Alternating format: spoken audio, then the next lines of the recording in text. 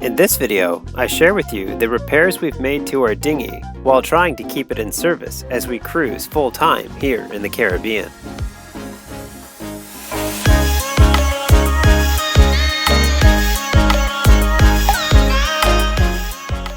Last time on Sailing Balachandra, I made a video all about seasickness, the causes, treatments that are available, and prevention. I'm Dan and my partner is Noel, and we're sailing Balachandra. We sailed all the way from Nova Scotia, Canada to the Caribbean, and we're cruising all around the Caribbean now making YouTube videos. And if you haven't subscribed to our channel, just go below this video, look for the big red subscribe button and press that button. For those of you who have been watching our channel as we cruise through the Caribbean, you'd know that we've had a lot of trouble with our dinghy just keeping it on the water. We have a dinghy from a company called Bombard that comes as a kit. You can assemble the dinghy and disassemble the dinghy for travel, and it's very convenient in some ways, but in other ways we found it difficult to make it last, especially if you're living aboard full-time and cruising like we are. We use our dinghy virtually every day. We use the dinghy to get our groceries, to buy our fuel, to get our water. We walk the dog, just for a walk on the beach, to visit other boats. I mean, it's the family car. Our dinghy is constantly being used and sometimes abused, and it's important to have a dinghy that can hold up to the exposure, the elements, and the constant use.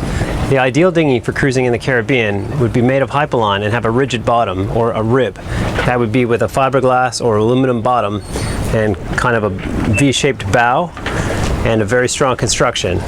Our dinghy is PVC.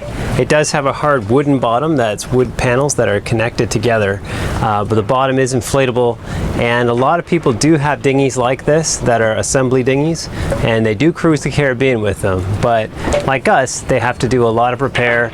In this video, I'd like to talk about our experience with our dinghy and what we've done to keep it floating and keep it moving as we cruise through the Caribbean, and what products you should buy to keep your dinghy well in service while you cruise, without having to purchase a more reliable yet very expensive hypalon rib dinghy. Hope you enjoy it.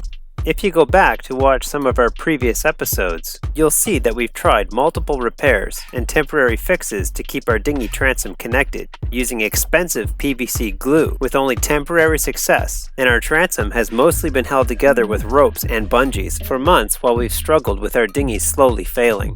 We've had to glue this joint here several times on both sides, and continuously the force of the engine and just the age of the glue is not holding up, and the transom really just becomes loose at those spots and literally separates. So I've done kind of a quick jimmy rig with this by adding some bungees here that holds down this flap, and that seems to do the trick to hold the transom in place, at least, you know, as long as the bungees hold up in the saltwater environment. And I've got them wrapped around the handle over here on both sides, basically the same. In this video, I will be gluing the transom using Final Fix, a Canadian product which comes in a caulking gun cartridge. Final Fix was recommended to me as the best dinghy repair product on the market. This product was recommended to me by several other cruisers who use it and swear by it. I had seen repairs done with Final Fix and was impressed, and it's slightly cheaper than other repair kits, so we thought we would give it a try. Before gluing the transom, I removed and scraped away all of the old PVC glue and cleaned the connection points with acetone, then deflated the pontoon before gluing. I made sure to have ropes and bungees ready to hold the transom and pontoon together after gluing. Most dinghy patches would be applied with a deflated dinghy, but where we have a point of curvature where our transom connects, we have no choice but to connect our transom with a fully inflated dinghy. I made sure to have ropes and bungees at the ready to hold the transom and pontoon together after the glue is applied. I used a metal paint scraper to apply the Final Fix glue generously to the gluing surface to 1/16 inches or 2 millimeters thickness. You can also use a plastic scraper or spatula to do this. Final Fix sells a complete repair kit which comes with one.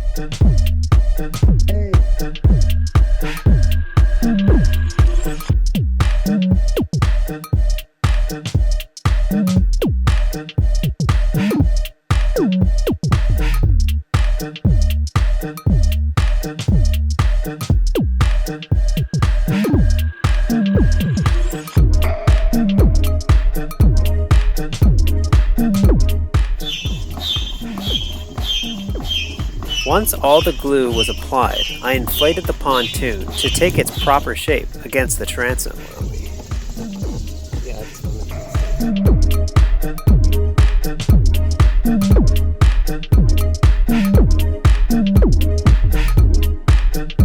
Using ropes and bungees, I secured the transom to the pontoon and pressed down on all of the glued surfaces to ensure a tight connection.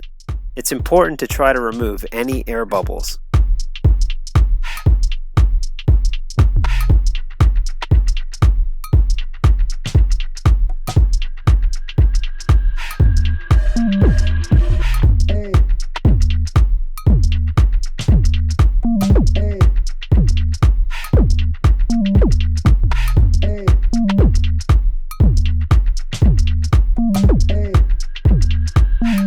Alright, so let's go take a look at the dinghy.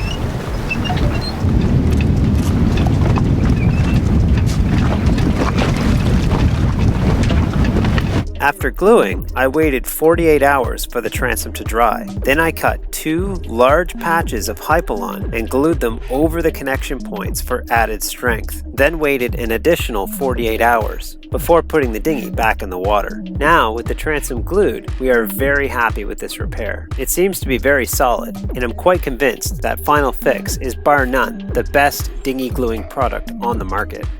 If you look closely, I've also created 2 additional transom supports using PVC pipe on an angle to counter the force of the 5 horsepower outboard motor, an idea that I borrowed from most of the rigid bottom dinghy transom designs. Our dinghy, being the fold-up type, could not have been built with supports like this and also be able to fold up for storage.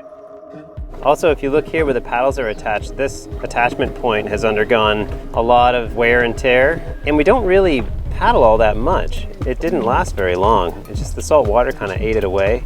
The original attachment point here is gone. I've created some temporary fixes here using some PVC pipe and some stainless steel wire. It's enough that it'll work to get you out of a tight spot if your engine dies, but it may only work once or twice, and then I've got to repair it. It's really just maybe bad design or bad materials in the original construction of the dinghy.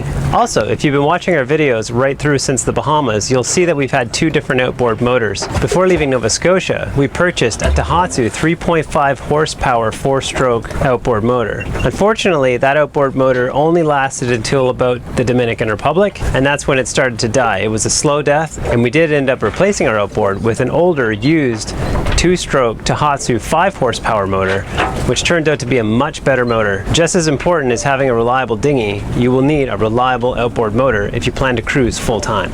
Also, I cannot stress more the importance of bringing spare parts for your outboard motor along with you. Recently, our propeller bushing failed. This is also known as a spun prop. When you remove your prop to inspect it, you'll see a soft plastic or rubber bushing layer between the prop itself and the teeth which hold the prop to the prop shaft. If this layer appears damaged or chewed up, you may be in need of a new prop bushing. Props like this are built this way as a failsafe in case the prop were to run aground. This bushing would fail before something more serious, like chewing teeth or stripping gears, or even breaking the shaft which spins the prop. We found someone who changes prop bushings, but unfortunately he didn't have our bushing in stock. But we did find a replacement prop for our Tohatsu at Budget Marine. It's also a good idea to carry a spare impeller or seals for your gearbox, in case you ever have to replace either. I recently replaced the seals in the gearbox of our new Tohatsu 2-stroke motor, as when I changed the gearbox oil, only water came out.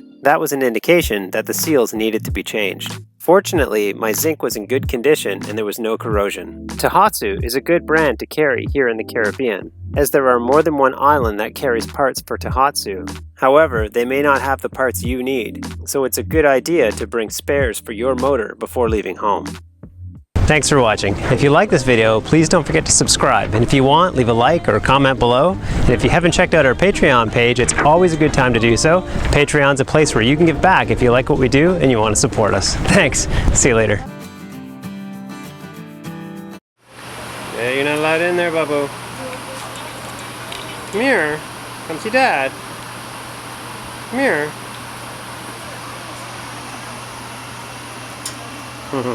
Hey.